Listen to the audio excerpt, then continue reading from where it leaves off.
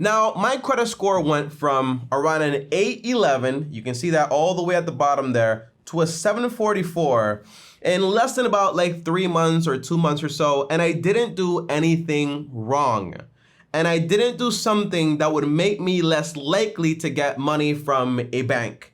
And in the next year or so, it's gonna go from a 744 to having a 0 credit score. And by the end of the video, you'll know exactly why that's happening. But for the most part, this brings to light, well, when I don't have a credit score anymore, can I still walk into a bank and ask for a loan, and will they actually lend me money? And if they do, well, are they gonna give me money at a higher rate than usual because I don't have a credit score? The answer is I'm gonna break everything down in this video step by step and show you how to walk into a bank and actually get a loan when you don't have any credit. And as always, guys, my name is Tommy Bryson. I make videos on YouTube from Monday to Friday, basically. So make sure you actually subscribe and hit the bell so you get notified. I have more videos coming out every single day. Almost. Now, the very first thing, guys, is we have to take a look at what banks actually require. If you actually walked into a bank today trying to get a pre-approval letter, what are the things they're actually going to ask you for? Whether you have a credit score or whether you don't have a credit score. Now, let's go through this list and see exactly which ones we can fulfill without having a credit score, and what happens when they ask you for a credit score and you don't have one. What do you give them then? Now, the very first thing, guys, they're actually going to ask you is, remember, all the bank is trying to do is build you a credit profile. They're trying to build you like a borrower profile. I should say that as a little bit better, but the idea is they want to see how likely is this person as a whole to pay us our money back, okay? Is this person going to make a good borrower? Are they gonna pay us back? That is what the bank actually wants to know. So the first thing they want to see is basically, do you have proof of income? They usually want to see this with your tax returns, your W-2s, and they want to see it for the past 2 years or so, because they want to make sure, hey, I don't want to make sure you just landed a good job this year, but I want to make sure you had a good job for the past few years or so. This way I know you're steady and you can make those payments once the time actually comes. Well, that is if they actually approve you, okay? So that's what they actually want to see. And usually they grab the last year and the current year, divide it into, and that is what your average income actually is, and that's the income they actually assign to you, okay? Now, the second thing the bank is actually going to ask for is going to be proof of assets. Tommy, I don't have any assets. The answer is you do.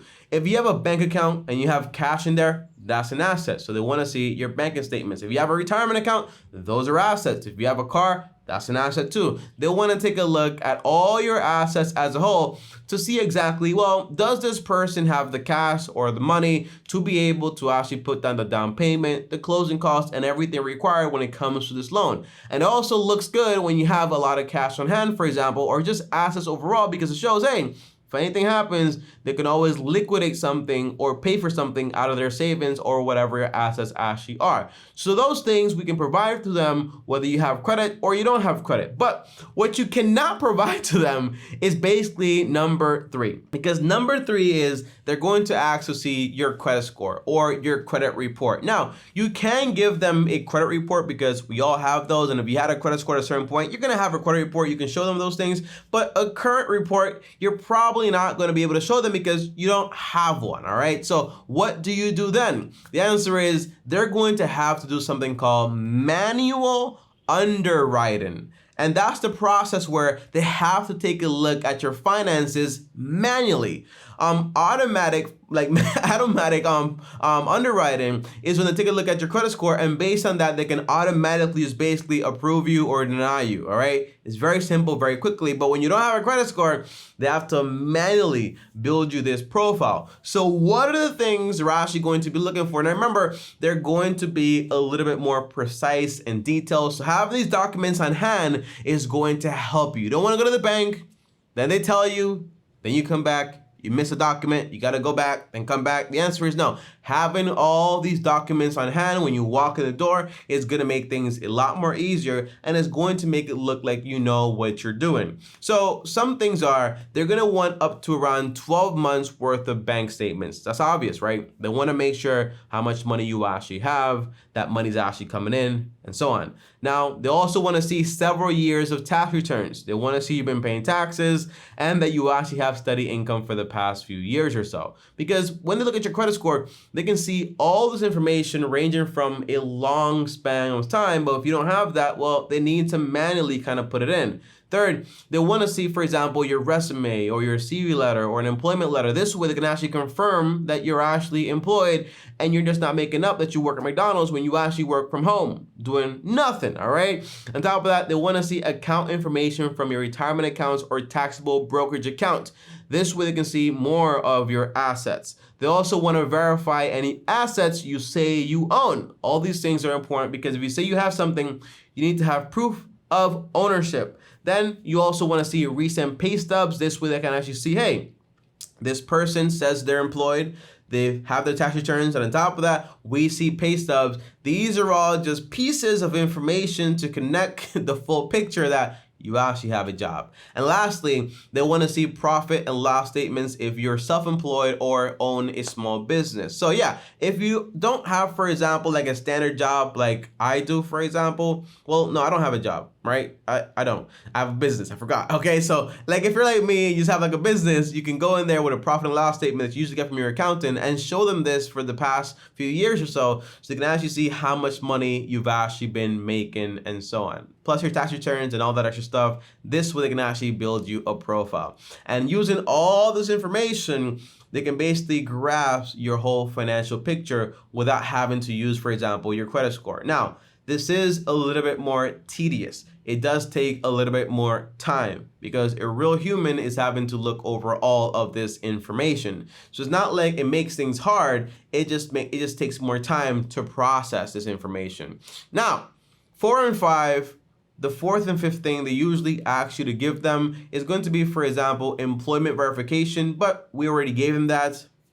On top of that, they're usually going to ask for other documentation, which you probably already gave them from that list. So when you don't have, for example, a credit score, you probably usually already give them all the information they actually require. Now, however, here comes the question.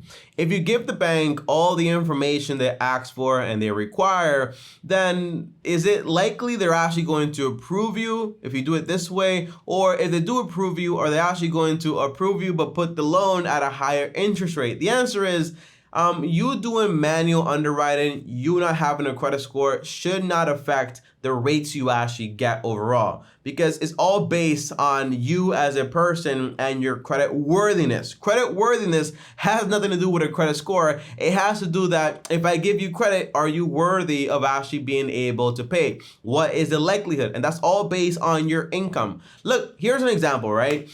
Before my credit score started going down, I had an 810. But I also had, for example, almost $40,000 in debt and like a pretty good income, okay? Now, if I go to the bank and I bring in my credit score of 810, my debt and my income, all this stuff, right? Are they gonna approve me for a loan? Most likely. But if I go to the bank now without a credit score, right? But now I don't have those $40,000 in debt anymore and I have the same income, well, does that make me less likely to actually get a loan? The answer is no. It makes me even more likely because, hey, now I don't have as much leverage, as much debt to actually worry the bank about. So they know, hey, this guy has this income. He has all this track record and all these documentations showing he actually has income. He's actually gonna be good to pay the loan. Well, that makes me more worthy of being able to get better rates because I no longer have that much debt whatsoever. And by the way, remember, the bank doesn't just use your credit score to see how good you are making credit card payments, but they also take a look at, for example, all of your other records, like have you been paying your light bill on time, your water bill, your phone bill, your rent bill. All these bills matter, right? And they can use all the information to see, hey, does this person actually pay on time? However, this does not mean when I say you don't have a credit score that you can actually walk into a bank with a terrible credit score and basically get a loan. That's different, okay? If you have missed payments, if you have, for example, charge-offs or bankruptcies, that obviously makes you less suitable to be a responsible borrower. So that's different. Having no credit score is like an option, saying I'm going to be living debt-free now, or I never want to get involved in debt, or I closed on all my credit cards. That's actually like a good thing, right? But it's not you actually missing payments or getting charge-offs or being in bankruptcies or collections. That's a whole different idea there. If you want a video on that, let me know in the comments down below. Now, I want to give you guys a list of banks that will actually work with you if you actually want to go in the bank and get a loan without having any credit card, okay? Or any credit score. The answer is practically any bank, okay? If you go to any bank, potentially, you tell them, hey, do you offer manual underwriting? Usually they do, and you won't have an issue with this whatsoever. On top of that, Dave Ramsey also has a website for this stuff. So if you go on Google and type in Dave Ramsey mortgage broker, you will find one of these people to actually help you with this whole process. I think they use like Churchill mortgages, so it's pretty solid. So don't worry, if you don't have a credit score, it's not a big issue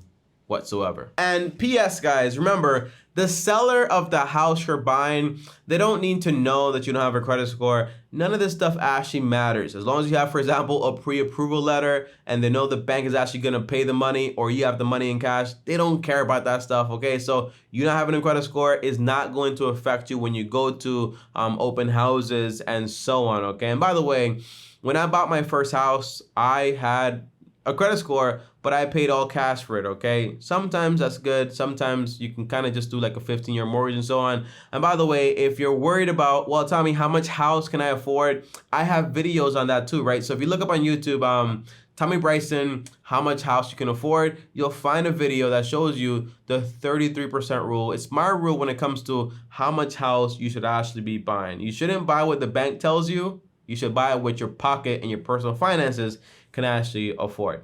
Thanks for watching. As always, like, subscribe, hit the bell so you get notified, and I'll see you guys next time. Comment down below mortgage so I know you made it all the way to the end of the video. Up here is another video. Up here is my face, and as always, long-term team officially out.